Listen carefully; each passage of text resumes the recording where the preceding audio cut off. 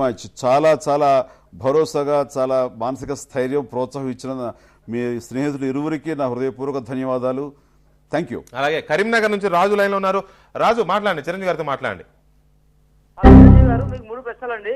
అయ్యా రాజు గారు నమస్కారం, చెప్పండి. నమస్కారం సార్, మేము కరీంనగర్ జిల్లా ముస్తాబాద్ సిరిసిల్ల నియోజకవర్గం నుంచి మాట్లాడుతున్నాం సార్. ముస్తాబాద్ ప్రాపర్ సిరిసిల్ల.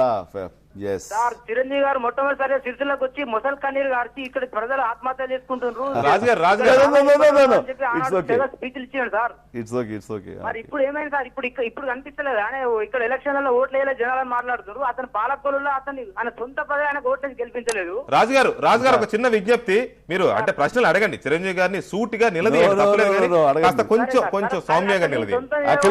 ఎందుకంటే పాలకులలో ఆయన ఓట్లు వేయలేదు, ఇక్కడ ఓట్లు వేయలేదు అంటే ఎట్లా సార్? అది ఎంతవరకు సంబంధించాం సార్? ఒకటి సార్, ఇంకొకటి, ఇప్పుడు ఆయన పోలవరం కోసం బస్ యాత్ర చేస్తా అంటాడు. మరి మా దగ్గర శ్రీరామ్ సాగర్, పోచంపాడు, నిజాం సాగర్ ఇవన్నీ ఎండిపోతున్నాయి.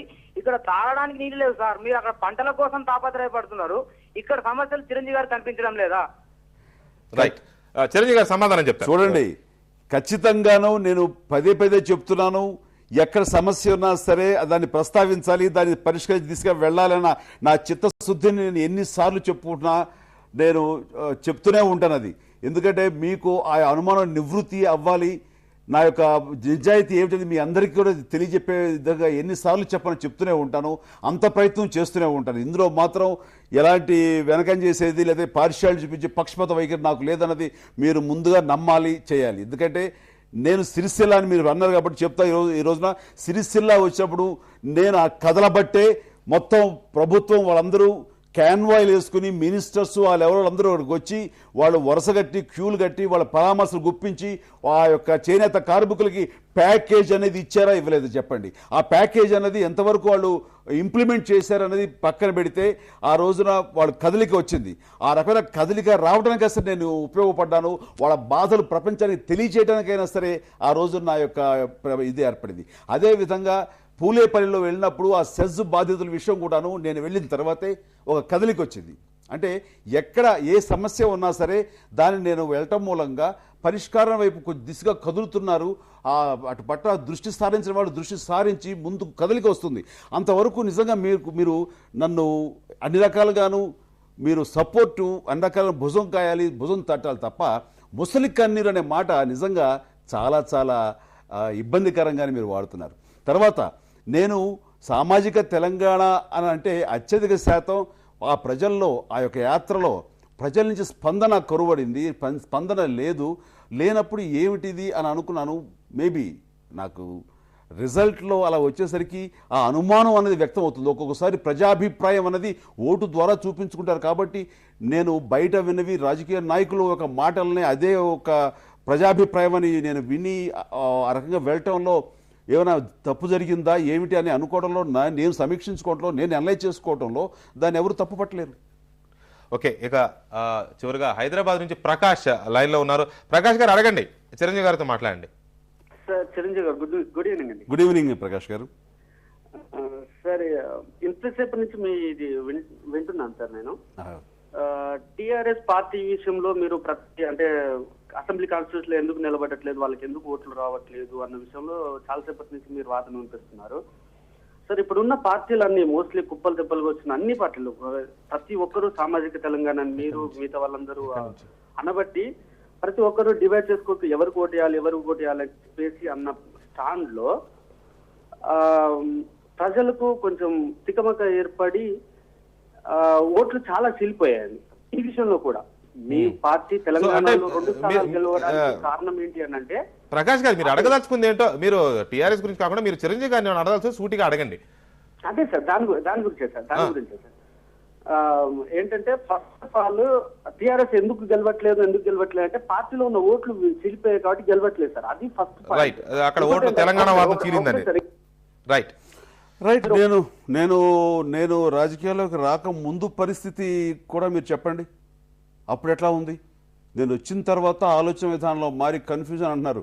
ప్రజలు కన్ఫ్యూజ్ అవ్వరండి, వాళ్ళకంటూ నిర్దిష్టంగా ఉంటాయి. ఆ విషయం ఎన్నోసార్లు ప్రూవ్ అయిందండి. మనం కన్ఫ్యూజ్ అవుతామే తప్ప ఓటర్లు ఎప్పుడు కన్ఫ్యూజ్ కారండి. వాళ్ళు అక్రాస్ ది స్టేట్ అందరూ ఫోన్లో కూడబలుక్కున్నట్లుగానే ఉంటాయి ఎప్పుడు రిజల్ట్స్ తప్ప కన్ఫ్యూజింగ్ రిజల్ట్స్ ఎప్పుడు అనేది చాలా చాలా రేర్ అది.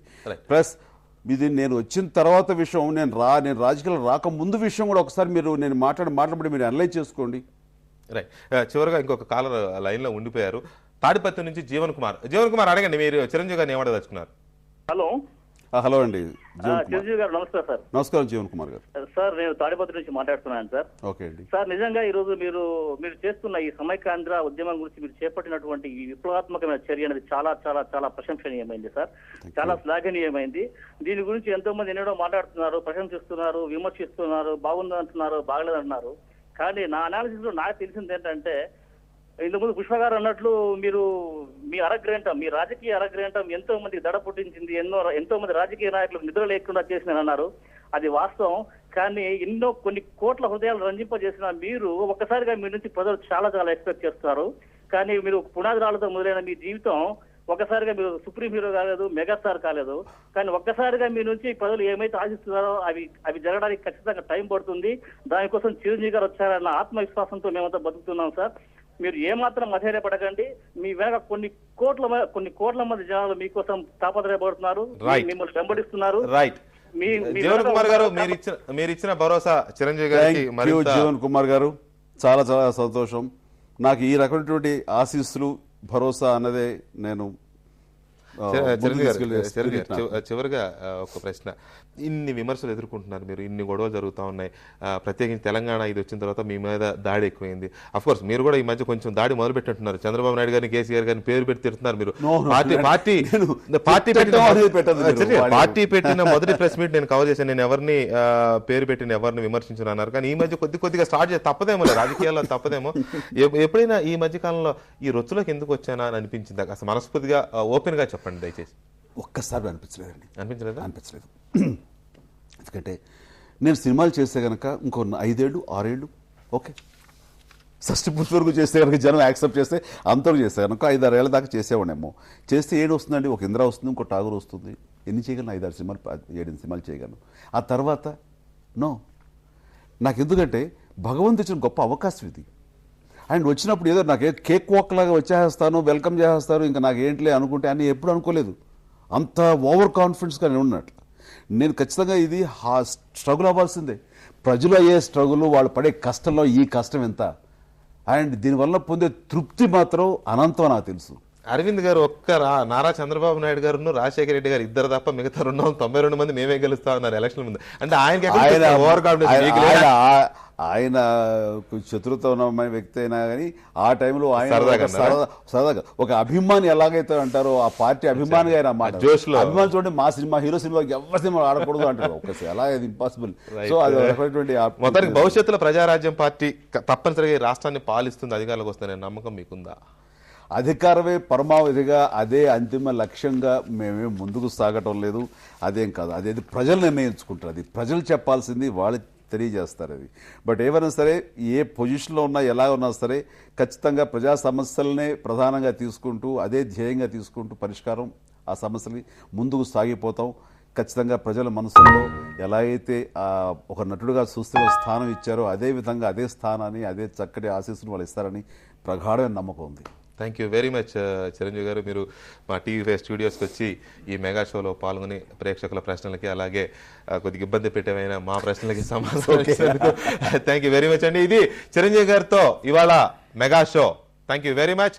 మరి కాసేపట్లో న్యూస్ బులెటిన్ ప్రసారం అవుతుంది. చూస్తూనే ఉండండి TV5.